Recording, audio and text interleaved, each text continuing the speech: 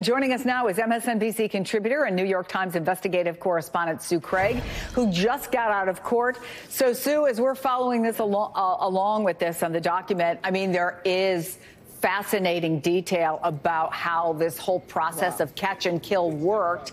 But to reiterate what we've been saying from the beginning, that's not illegal. Payoffs, hush money, are not illegal. So to the point of the case, what's your big takeaway today?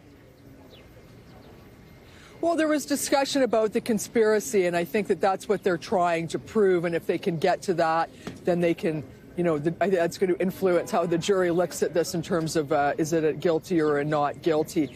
And the conspiracy was laid out this morning through David Pecker. And I know Vaughn has been on talking about it. I have to say, I'm sitting in the overflow room just rapt, listening to him.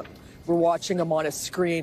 Very credible witness. He's very even, and he laid out quite a story. He talked about how he first met Donald Trump at Mar-a-Lago years ago. He was brought to the resort. It was a guest of he was a guest of Nick Ribas, who had worked for Donald Trump, and he just talked about their relationship. And he, they had kept in touch during The Apprentice. They had this mutually beneficial relationship when Donald Trump became a star on The Apprentice, where David Pecker would get stories about The Apprentice, about contestants.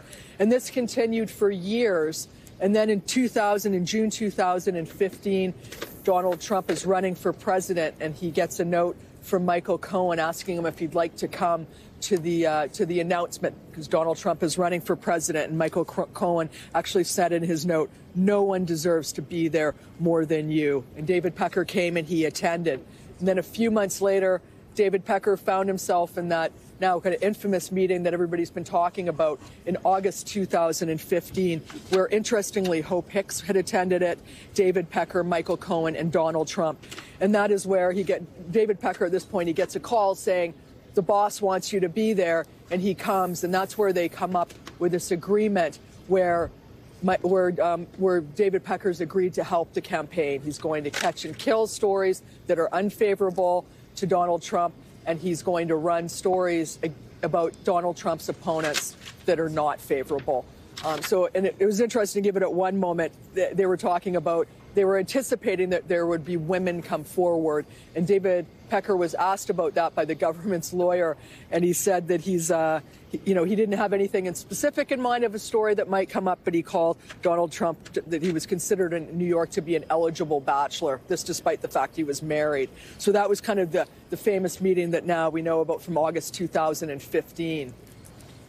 You mentioned the fact that he's very credible, and something that we have talked a lot about over the last couple of weeks is that when your star witness has credibility issues, as Michael Cohen does, he is someone who the defense can certainly say is someone with an axe to grind, somebody who potentially wanted a job in the administration, didn't get it, and has a well-known, let's understate it, estrangement from Donald Trump. You know about the relationship between Donald Trump and David Pecker. That's the opposite. They have not been estranged. Is that right?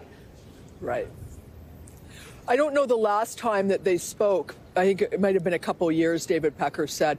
But Michael Cohen, and I think what was laid out that was interesting, was this relationship that developed after Donald Trump announced that he was running for president, where Michael Cohen was sort of the go-between, where if there was a story that either that the campaign wanted killed or a story that they wanted planted, Michael Cohen would call David Pecker, and he would have the germ of a story. Let's say it's on Ben Carson, and then it would be handed off to David Pecker, who would massage it and get it into the paper. But at one point, David Pecker was asked, did Donald Trump know about this? He obviously was at that crucial meeting in August 2015, but did he know about the ongoing relationship? And David Pecker said he just didn't remember if he was told by Michael Cohen, if he knew.